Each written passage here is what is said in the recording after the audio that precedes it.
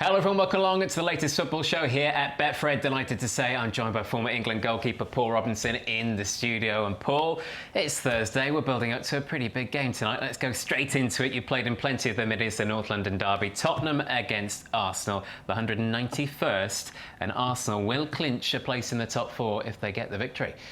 It's a massive game. I mean, the North London derby's huge as it is, but tonight's game just takes on a whole new meaning.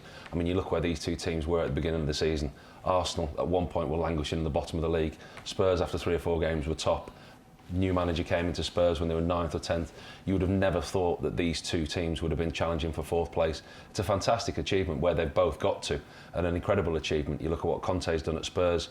He's let a few players go in the transfer window. He's brought 2 excellent signings in. Kulusevski's been outstanding. Arteta made a really big decision with Aubameyang, let him go. He saw a lot more benefit in having his youngsters around. He saw benefit from his squad rather than one individual.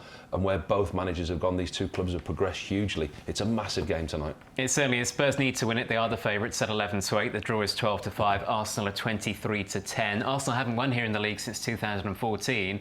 But they won't really care about winning, will they? A point would be great for them. I think they'd take a point, yeah. They absolutely would take a point. A draw wouldn't be out of the question for them. I think they've not done the double over Spurs for a long, long time as well, so that's something they'll be looking to do. It's a massive game for Spurs tonight. As you say, it's a must-win game. But Arsenal, the team coming in on form. I mean, I was at the Emirates when they beat Leeds on Sunday. They weren't as impressive as they were previous weeks, and I was at the Emirates the other week when they beat Manchester United as well. They were impressive there, and away at Chelsea. The results that they've put together and going away to West Ham and winning, the run of games that they've had and coming into this game, they're the form team. But Spurs under Conte, they go to Liverpool, nobody expects them to get a result. All of a sudden, they're back in the frame. So, yes, Arsenal are the team in form. They've got a real opportunity. But Spurs are at home. They've got the massive crowd behind them. And I think Spurs can do it, you know. I think that they have to do it to keep their opportunities alive. And that result at Anfield will give them confidence, won't it? It's a big one. It was a massive result because they sat back, they sat deep, and at times they really rode the luck. With the front three that they've got, especially Son and Kane, you know they're going to create opportunities. There's going to be chances. You never rule Tottenham out of scoring the goals, apart from when they go on a 3-game run without having a shot on target. But that's just Tottenham for them. The thing with this game is, we all sit here talking about North London derby. This is going to decide 4th place. They've both been so inconsistent all season. They could have had this 4th place sewn up by now, one of them, if they'd have won the games that you would have expected them to. They've both got 2 fixtures left after this, so I wouldn't put it past one of the teams winning tonight and then slipping up on the running somewhere. OK, Spurs favoured for you at 11-8. Let's talk about the goal scorers, because we are delighted in hat-trick heaven on first goal scorer bets. We saw that yesterday. Kevin De Bruyne scoring 4. It triggered hat-trick heaven. Instead of 7-2, we rounded it up to 11-1. So that could happen again in this game. Son is the favourite now because he's been in great form at 3-1 to score first. Yeah, you look at his goal scoring ability as well as his assists. I mean, you can be creative with a bet, put Son in there to get a goal and an assist as well. You look at his record, the link-up play between him and Harry Kane. I'd never rule out in a Tottenham game of backing them both to score and one to get an assist. So you're not going to get value in backing Son or Kane to score individually, because you know the prices for that's not going to be great. But if you're creative around putting them both together with an assist in there, that's when you're going to get your value on the bets. Yes, Son has scored 3 times and got 2 assists in his last 4 games against Arsenal, to your point. And nobody's scored more than Kane in the North London derby, 11 goals in 16. What about Nketiah as well? 4 in his last 4. He's really started to get going now. He really has. He's been given an opportunity by the manager. You know, since he started him, he's looked a different player. I think the way that Arsenal have played, the way they've set up has suited him. And he's closed down from the front. He's got his opportunities. And the players that you talk about, Nketiah, Son, Kane, Smith Rowe comes in, gives it the opportunity with the assists, and I think there's going to be goals in this game. There's going to be a lot of passion involved in this game. It'll be played at 100 miles an hour. I hope that's not to the detriment of the quality of the game, but there's one thing that you can guarantee in this game. I'm almost certain, don't quote me on it, both teams will score. OK, let's get your score prediction and a first goal scorer, please. I'm going to go 3-1 to Spurs. 3-1 to Spurs, and as I said, be creative with your bets with Son and Kane. One of them's going to score, and I suspect one of them will assist. So, lucky dip, which one scores, which one gets your assist. So, Spurs 3-1, Son or Kane to score, with the other one assisting. OK, and that will make the top 4 race even more interesting, of course, because after this, Arsenal will have Newcastle away and Everton at home. Spurs will have Burnley at home and Norwich away. So, who's going to get Well, you look at those games on paper, Spurs games are easier. I mean, you know, Arsenal's trip to Newcastle is going to be difficult. We've seen the way that Eddie Howe's turned Newcastle around, and then they've got an Everton team which could potentially still be fighting for their lives, depending on other results. So on paper, Arsenal's remaining 2 fixtures are more difficult. But if you look on paper, Arsenal's previous 4 fixtures were a lot more difficult than Spurs, and they've won every one of them. So they're unpredictable. We don't know. on paper, it's a more difficult running for Arsenal, but this is a key game that Spurs have to win. Arsenal, as you say, will take a point. OK, let's talk about a couple more of your former sides. Burnley and Leeds at the bottom of the table. Everton now are 12-1 outsiders for the drop after a brilliant run of form. Leeds again, though, yesterday, losing not only the game, but losing a man. They're in real trouble, aren't they? That ill discipline has really cost them of late. They were really poor again last night. I was at the game. I was working for a broadcaster at the game. And as you say, the ill discipline early on in the game. So they had it at the Emirates with Luke Ayling getting sent off, conceded an early goal. You learn from those mistakes. Dan James just showed such naivety. The tackle that he made was a terrible tackle. It was an awful tackle. And in the pitch where it was, there was no need to make that tackle. Leeds, they were always going to be under the cosh. Chelsea came, they attacked from the front. Lukaku looked a different player. He looked the £97 million player that we all expected him to look. And it was always going to be a big ask for Leeds, but they were the masters of their own downfall. I question the manager's team selection again. Maybe not the selection, because his squad's threadbare. His system that he plays. So he went to match up with 3 at the back, but he ended up playing 5 at the back. And Rafinha, Leeds' most creative player, the goal-scoring threat, the most attacking threat they've got. He's left-footed, and he played him at right wing-back. So that's when you come in, you question the manager, you question what's changed since Bielsa's come in. Leeds always had an attacking threat. By him trying to make them defensively more sound, they've struggled defensively, and he's taken away the attacking threat as well. So I fear for Leeds, I really do. I think confidence-wise, they've lost now Dan James through suspension. Luke Ayling suspended. Liam Cooper looked like he did his nose again last night. Jack Harrison came off injured. Rafinha looked like he'd done his hamstring. The squad's threadbare, and they've got now 2 games. They've got Brentford and Brighton. That, OK, on paper, you look at them and think, OK, they're possibly winnable games. But there's a whole new complex, and they have to win these games. The pressure that goes with that is incredible. Yeah, we make Leeds the clear favourites to go down now at 8-13. Burnley then at 6-4, and then Everton, as I say, the outsiders at 12-1. Leeds are 6-4 favourites to beat Brighton, but Brighton have only lost 1 of the last 7, which is away to Manchester City. In that spell, they've beaten Manchester United, Arsenal, Spurs, Wolves. They're in really good form. Brighton, not a bad team, and they're in good form. They are inconsistent, which has been their main problem over the course of the season. But you look at what they did to Manchester United last week. You know, they put 4 goals past Manchester United. So it's not going to be an easy game for Leeds. And it's a Leeds team that are lacking in confidence and leaking goals and have hardly got 11 players to put out on the pitch. It's going to be a tough couple of weeks for Leeds, it really is. And what's not helped Leeds, of course, as well, is that both Everton and Burnley have been playing well. Everton have only lost 1 of the last 6. That was away to Liverpool. And Burnley had 3 wins in a row prior to the defeat at Aston Villa. So that's compounded things. It is. We had this conversation about 6 weeks ago, and you look at the bottom 3 and you think 34, 35 points will keep you up this year.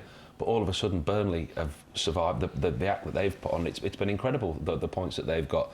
Everton have turned it round at the right time. And you get to a point at this stage of the season, if you're relying on others, you're in trouble. And Leeds have done that, and they've got away with it. They've stayed in touch because others around them have struggled and lost. Now, Burnley, Everton started to pull away. Southampton on 40 points, done, fine, forget about it.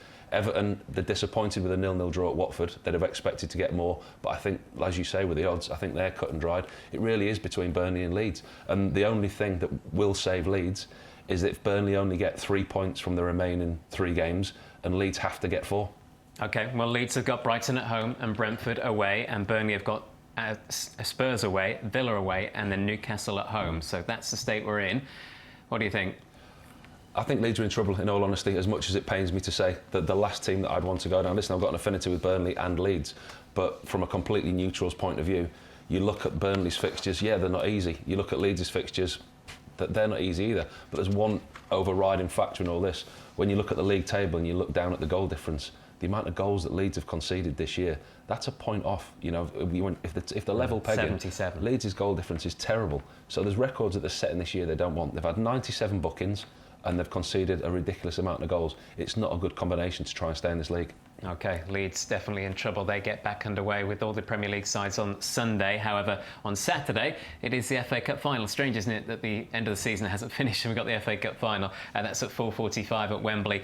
It's Liverpool taking on Chelsea. It's a repeat of the League Cup final, which, of course, Liverpool won on penalties. It's the first time since 1993, by the way, that both finals have been contested by the same sides. Arsenal doing their double over Sheffield Wednesday, and we make Liverpool the clear favourites again. I had a look.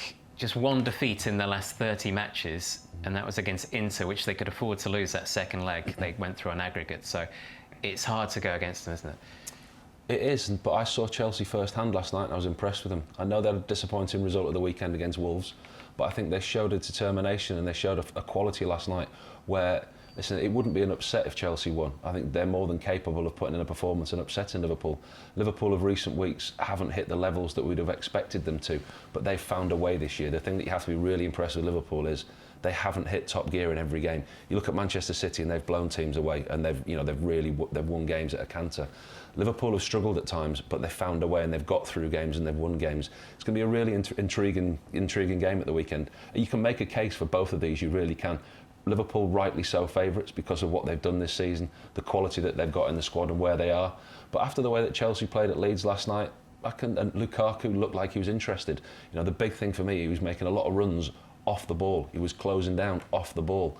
Kovacic, Mason Mount, the formation he had last night. There was just something about Chelsea that I like the look of. Granted, they were playing a poor Leeds team, but I think it'd be a fantastic game at the weekend. Yeah, Chelsea are the outsiders in 90 minutes at 11-4. Liverpool the clear favourites at 21-20. The draw, interestingly, is at 13-5. Of course, he saw that in the League Cup final, and the last two league meetings were draws as well. So it might be tighter than the odds suggest. Let's have a look at the goal scorers as well. Mane, he scored 6 times for Liverpool against Chelsea. No one in that spell since he joined the club has scored more. And Salah is interesting as well because he is a Premier League top scorer, Paul, but he's only scored in one of his last 12 games for Liverpool. Since he's come back from the African Cup of Nations, he struggled to find his form. But then you look at it and you think, he struggled to find his form, he's not scored goals, but then he's still the Premier League top goal scorer. So it shows you how good he has been until that point. I don't think his performances have dropped. I don't think his quality on the pitch has dropped. I just think his goal scoring return, it's there for you to see. It obviously has done. Mane's carried the can. He's scored some fantastic goals this year. But then you bring into the equation Luiz, you bring in Jota. There's a front four, front five that Liverpool have got now that they can rotate, and there's goals throughout that team. Yeah, Mane is available at 5-1, by the way, to score first. Salah's 100-30. What about Chelsea as well? You mentioned Lukaku. He's at 13-2, which seems a big price to get for the first goal. Scored 3 in his last 2 now, and Werner is 8-1. He's been very good in the FA Cup, 2 goals and 3 assists. Well, Werner didn't play last night. He left him out of the team, and that was whether it was to rest him for the weekend with the FA Cup final coming up in mind. The way Lukaku played last night, he scored, but he had 3 or 4 opportunities. He could have had 3 or 4 last night. He looked back to his best. 2 goals against Wolves at the weekend. Scored last night. The way he played last night really impressed me. The odds that you give me on Chelsea and a Lukaku goal, I think there's a bit of value there. Chelsea for you then in 90 minutes? Chelsea in 90 minutes and Lukaku to score. I think you're going to get some good value. OK, and if it does go the distance, I guess one thing we do know is that Kepa won't be coming on for the penalties. You would like to hope not now. OK, that's a big match, of course, at the weekend. Before that, on Friday, of course, it's the start of the playoffs in the Championship, the semi-finals. Let's have a look at the odds for you. Sheffield United are the 9-4 favourites for promotion now. Forest are 13-5, Huddersfield are 16-5, and then Luton are at 9-2. Luton, what a brilliant story. First of all, kicking things off on Friday night against Huddersfield. Only 3 sides in the league have a less valuable squad than they have. They've had so many injuries as well, yet they're 3 games away from returning to the top tier for the first time in 30 years. What a job Nathan Jones has done. Wouldn't it be incredible to see the likes of Manchester City and Liverpool go to Kenilworth Road, go to Luton and the away games there? It could happen. It could happen, but I think realistically we're looking at the game Luton-Huddersfield.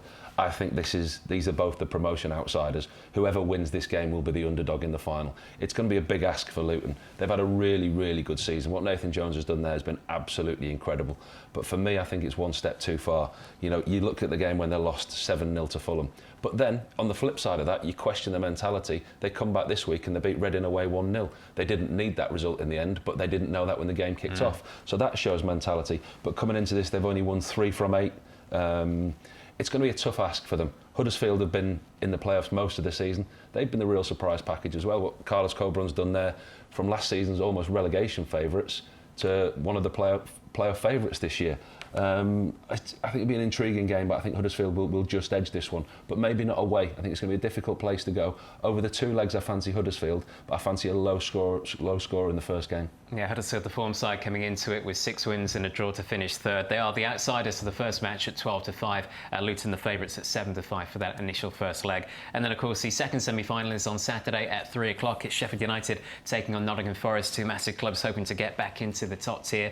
Sheffield United, the 13-10 favourites to that in the 90 minutes, and then Forest are at 13-5. Let's talk about Sheffield United first of all, Paul. Hoping to make it 9th time lucky after 8 times losing in the playoffs. I mean, will the current players have any thoughts of that? No, I don't think they will. I don't think they can. I think with Paul Heckingbottom in charge, I think what he's done there this season with the squad of players that he's got, they've suffered a lot of injuries and suspensions this year, Sheffield United. And I think them coming into this game, their last 4, they're unbeaten in the last 4. They've won 3 and drawn 1 because they had to. So they're carrying the momentum into this game. Big win over Fulham as well. Huge win over Fulham. Okay, we granted we knew Fulham's situation, but they've got the momentum going into this game because they had to win to get themselves into the playoffs. Whereas Forest, they eased off a little bit in the last 2 games. Drawn 1, lost 1 coming into this game. So if you're looking at momentum, Sheffield United have got that. Both clubs have got injuries. I was looking at the squad list today. Both are carrying 4 players out that would potentially start this game. So it's not going to be easy. I think, going away, Sheffield United defensively are strong. They're very strong. And I think, Forest might have a little problem breaking them down. I mean, we talk about Nathan Jones and the brilliant job that he's done. What about Steve Cooper, of course, when he came into Forest, who were bottom of the league, and now they're in the playoffs? They spent a lot of this season in the relegation zone. I mean, he's not just transformed their fortunes, but he's transformed their style of play, the way that they play as well. There's a lot of people that are enjoying watching Nottingham Forest. And you can tell by the buzz around the City Ground now, that stadium's full again. That the players that he's brought in there, he's transformed the club that was potentially going to fall out of the Championship. And you look at what happened to my old club, Leeds United, you look at clubs that drop into League One, it's a long road back. So he's almost taken this huge football club from the brink of League One to the playoffs. OK, Huddersfield in the final, who are they going to be against? That's a good ask. I think, like I say, Sheffield United come into this as favourites at home with the momentum. My note says it's a hard one to call. Both teams to score, and Dye for me is netted in each of Sheffield United's last 3 fixtures. But the interesting fact of him, 6 of his last 7 strikes have been either the first or second goal in the game. So I've gone for a hard one to call, both teams to score, but Dye to be the first goal scorer for Sheffield United. OK, it's going to be a very interesting weekend, isn't it? Of course, after that, in midweek, we got the first European final, and it's Rangers in the Europa League final against Eintracht Frankfurt in Seville on Wednesday night. Cannot wait for this. It's the first meeting since the 1960 European Cup semi-finals. Frankfurt won 12-4 in aggregate. If we could get something similar to that, we'd be very happy, game, wouldn't it? 12-4. It must be looking forward to this. I mean, you look at what Rangers have done this year. You look at the teams they've put out. Dortmund, Leipzig, Braga, they've been so good this year, and this is in the season where they've fallen away in the league and they've tried to compete with Celtic, who we saw last night win the league at a canter in the end. But what Rangers have been able to do in the European competitions, the support that they've had at Ibrox, so they've created some really memorable nights. Saw Frankfurt beat West Ham. It's going to be difficult for them, but I think what helped them over the line was their support. I mean, I don't know if you saw that game. It was incredible, the support that they had. Those 2 sets of fans in Seville, it's going to be an incredible occasion. And it's winnable for Rangers, it really is. I mean, yes, West Ham struggled against them over 2 legs, but I think the way that Rangers play, the way that they're set up, I give Rangers a real good chance. I think they can take the game to them and really get something. Yeah, I'm quite surprised. They are the big outsiders here at Betfred at 2-1 in 90 minutes. Frankfurt are the favourites at 5-4. I guess what's really got Frankfurt in a good position is their away form in the knockout stages. So they're actually the only side unbeaten as well. So they've won away at West Ham, they've won away at Barcelona, won away at Real Betis. So they know they can travel and perform. But then Rangers fans will say, well, look at that result we had against Dortmund. So it's really tough to call. And it was a performance as well. It was a tactical performance, and the result that they had that went with it. It really is. I'm amazed that Frankfurt are so short and Rangers are such good value. I think there's real good value in the odds here for Rangers if you're creative again with a goal scorer, with, say, yellow cards. I think there'll be a lot of yellow cards in this game. You're looking at the referee who's going to ref this season. He's not shy in giving a yellow card. So I think with the importance of this game, there's always cards in finals. Referees like to put a stamp on the final. So I think there's value in maybe 3 or 4 yellow cards, Rangers to win and a goal score. I think you get some cracking value. Yeah, another goal scorer, maybe consider Tavernier top scorer with 7 goals, so he might be good value for that one as well for a right back. Right, prediction then, Rangers to come through, you think the value? Rangers to come through in extra time. Okay. Yeah, I think this might go the full way. That would be some story. Right, so back to the Premier League then as we wrap things up. Paul, let's go through the fixtures. As I say, we get back underway on Sunday after tonight's game. So, it's Spurs for you? Spurs for me. Spurs 3-1 and creative with Son and Kane with goals and assists. Okay, and then interestingly, it's Spurs once again, isn't it? At home on Sunday, 12 o'clock kickoff against Burnley. This is another massive game for both. It's a massive game for both. This is why the North London derby is so important tonight for Leeds and Everton, because they need Tottenham to win this, because they still need Tottenham to have something to play for at the weekend, because they need Spurs to go into this game with Burnley having to win. So if my prediction with Spurs winning tonight comes to fruition, I've gone for a 3-0 Spurs win. Okay, then a game which is not quite as important, Villa taking on Palace. You've got Villa as the favourites at 21-20, Palace 5-2, the draw 5-2. I think it's what's commonly known as a dead rubber, this one. Yeah. I think it's two teams that will cancel each other out. I've gone for a 1-1 draw. I think there's two managers that have done well. Patrick Vieira has been exceptional this year. Steven Gerrard, I think he needs another transfer window to be judged. But I think it might not be the best game, this one, a 1-1 draw. Okay, then we're back to Ellen Road live on Sky. It is Leeds taking on Brighton, another massive game. We mentioned earlier that perhaps surprisingly Leeds are the favourites at 6-4. I'm surprised at the favourites, but I can't back against them. Heart and head, this one, it really is. I think you look at Brighton's previous results and you look at the stats going into this game, you'd back Brighton. I mean, heart and head, two different things. Heart says Leeds. Heart says Leeds 2-1, but I don't know if that was my hand just writing it down automatically.